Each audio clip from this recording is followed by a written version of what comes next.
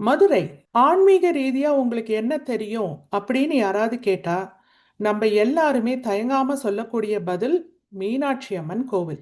ஏன்னா பாண்டிய அரசியா மதுரைய ஆட்சி பண்ணுனது மீனாட்சி அம்மன் தான். ஆட்சி பண்ணுனதுன்னு சொல்றதை விட இன்னைக்கும் ஆட்சி பண்ணிட்டு இருக்கிறதும் மீனாட்சி அம்மன் தான். இந்த மீனாட்சி அம்மனுக்கு ஏப்ரல் 28 திருக்கல்யாணம் நடக்க இருக்கு. மதுரை மாநகரமே திருவிழா கோலம் பூண்டு பிரம்மாண்டமா காட்சி கொடுக்கும். இதுக்கு போற பக்தர்கள் பல பேர் இருக்காங்க. புராண காலத்துல உண்மையாலுமே மீனாட்சி அம்மனுக்கு கல்யாணம் நடந்தப்ப எங்க நடந்தது? இப்ப இருக்கிற மதுரை மீனாட்சி அம்மன் திருக்கோவில் இருக்கிற தலத்துல தான் நடந்தது. மீனாட்சி அம்மன் கல்யாணமா இருந்தாலும் வேற யாரோட கல்யாணமா இருந்தாலும் அத்தியாவசியமானது எது? தாலி. புராண காலத்துல மீனாட்சி அம்மனுக்கு கல்யாணம் நடந்தப்ப எங்க தாலி பண்ணுனாங்க? அந்த தலம் இப்ப எங்க இருக்கு? அந்த தலத்துல இப்ப என்ன இருக்கு? இந்த வீடியோல தெரிஞ்சுக்கலாம். பலருக்கும் தெரியாத பல தகவல்கள் இந்த வீடியோல இருக்கு. அதனால வீடியோவை ஸ்கிப் பண்ணாம கடைசி வரைக்கும் பாருங்க. சொக்கநாதர் திருக்கோவில், திருமங்கலம், மதுரை மாவட்டம். இந்த வீடியோல என்னெல்லாம் பார்க்க போறோங்கிறத சுருக்கமா சொல்லிடுறேன். அதுக்கப்புறம் ஒவ்வொரு தகவலையும் விரிவா பார்க்கலாம். மீனாட்சி அம்மன் தான் இங்க சிறப்பு அப்படிங்கிறதுனால அவங்களுடைய வரலாற பார்க்க போறோம். மீனாட்சி அம்மன் பாண்டிய இளவரசி, பாண்டிய அரசி, பேரரசி. எப்படி ஆதி காலத்துல மீனாட்சி அம்மனுக்கும் சொக்கநாதருக்கும் இங்க திருமணம் நடந்தது? எந்த தருணத்துல? பாண்டிய அரசிய சிவபெருமான் எப்படி கல்யாணம் பண்ணினார்? இந்த கல்யாணம் நடக்கிறதுக்கு முன்னாடி தாலி செய்யப்பட்ட தலத்தை தான் நம்ம பார்க்க போறோம். அந்த தாலி செய்யற பொறுப்பை யார் ஏத்துக்கிட்டாங்க?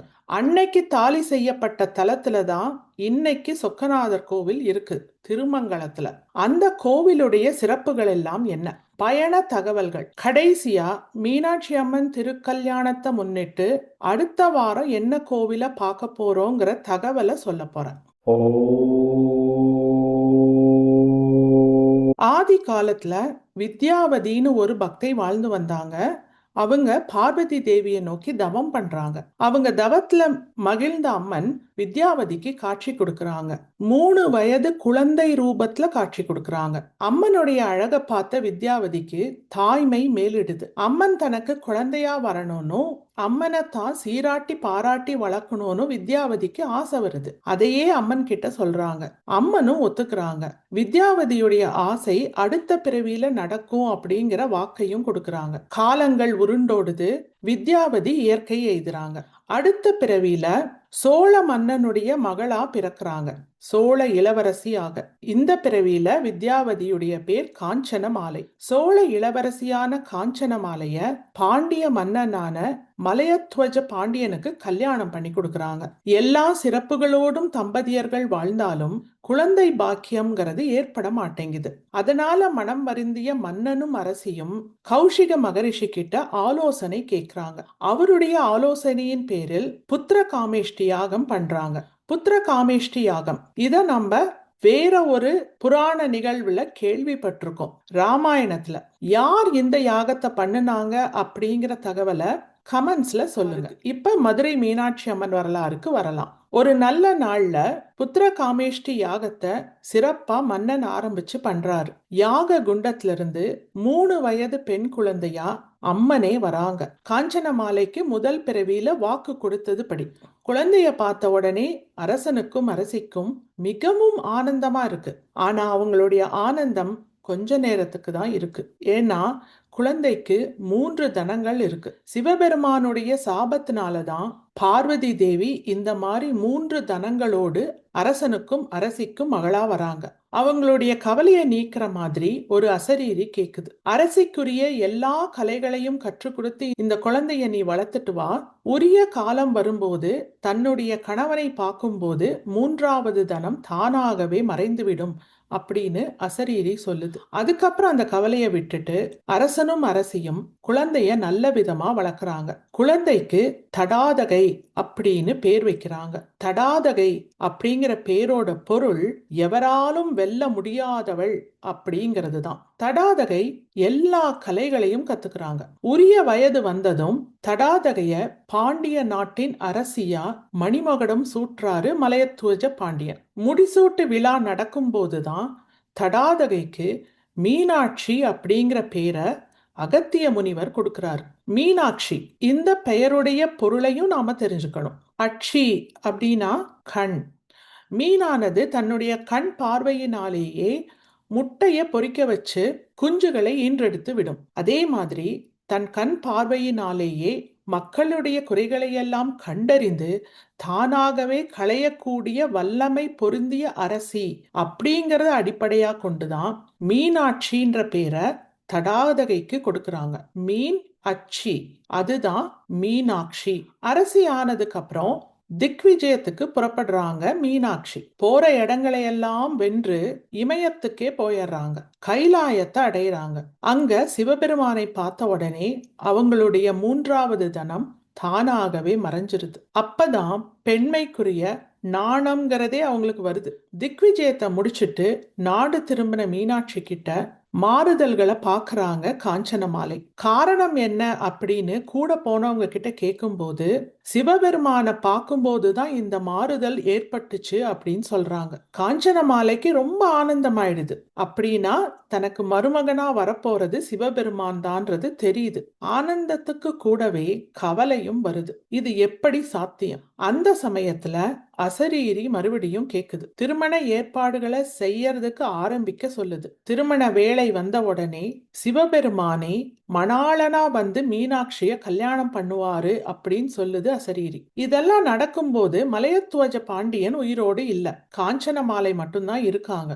அசரீரி வாக்குப்படி திருமண ஏற்பாடுகள் சிறப்பா ஆரம்பிக்குது. திருமணத்துக்கு ராஜ அலங்காரத்துல எவரையும் கவரக்கூடிய அழகோடு சிவபெருமான் வராரு.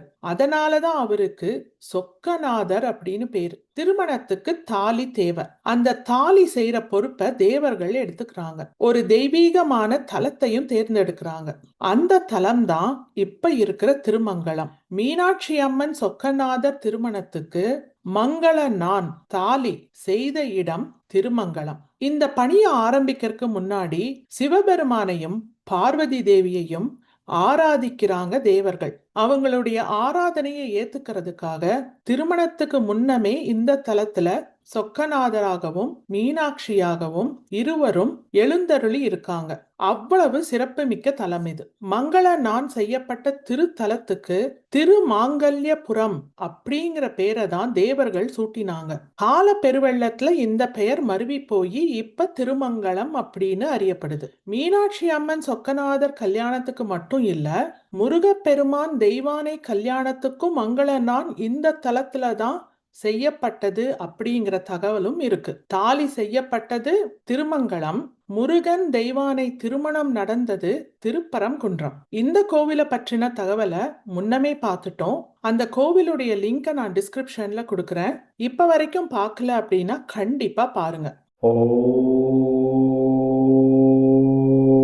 மூலவர் சுயம்புமூர்த்தி. தாலி செய்யறதுக்கு முன்னாடி தேவர்களுடைய வேண்டுதலை ஏத்துக்கிட்டு தானே தோன்றியவர். மூலவர் கிழக்கு நோக்கி அருள் புரிகிறாரு. அம்மன் தெற்கு நோக்கி அருள் புரிகிறாங்க.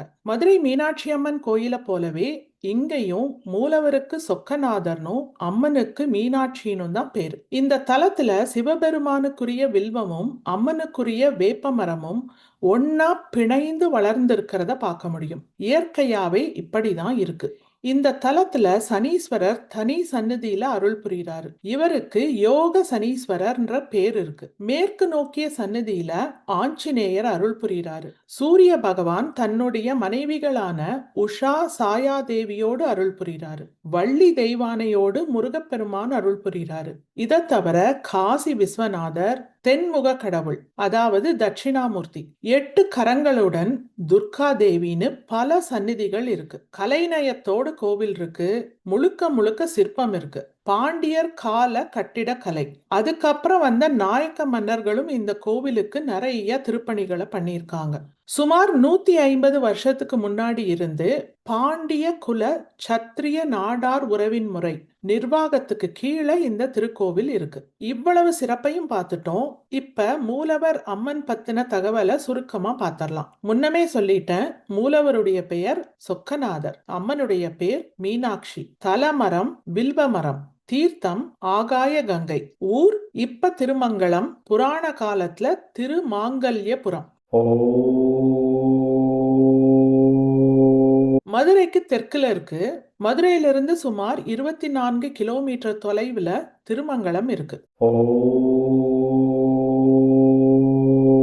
தாலி செய்த தலத்தை பத்தி தெரிஞ்சுக்கிட்டோம். திருமணம் நடந்தது இப்ப இருக்கிற மதுரை மீனாட்சி அம்மன் திருக்கோவில் இருக்கிற தலத்துல. திருமணத்துக்கு முன்னாடி மீனாட்சி அம்மனுக்கு வளையல் போட்டு காப்பு கட்டுன தலமும் இதே மதுரையில இருக்கு. அதே தலத்துல திருமணம் முடிஞ்சதுக்கு அப்புறம் மீனாட்சி அம்மனும் சொக்கநாதரும் புதுமண தம்பதிகளா போய் சிவ பூஜை பண்ணியிருக்காங்க. பாண்டிய அரச வம்சத்தினரின் வழக்கப்படி சிவபெருமானே சிவபூஜை செஞ்சிருக்காரு. இந்த தலத்தை பத்தி தான் அடுத்த வாரம் ஞாயிற்றுக்கிழமை பார்க்க போறோம். நம் தேடல் தொடரும். அதுவரை இணைந்திருங்கள்.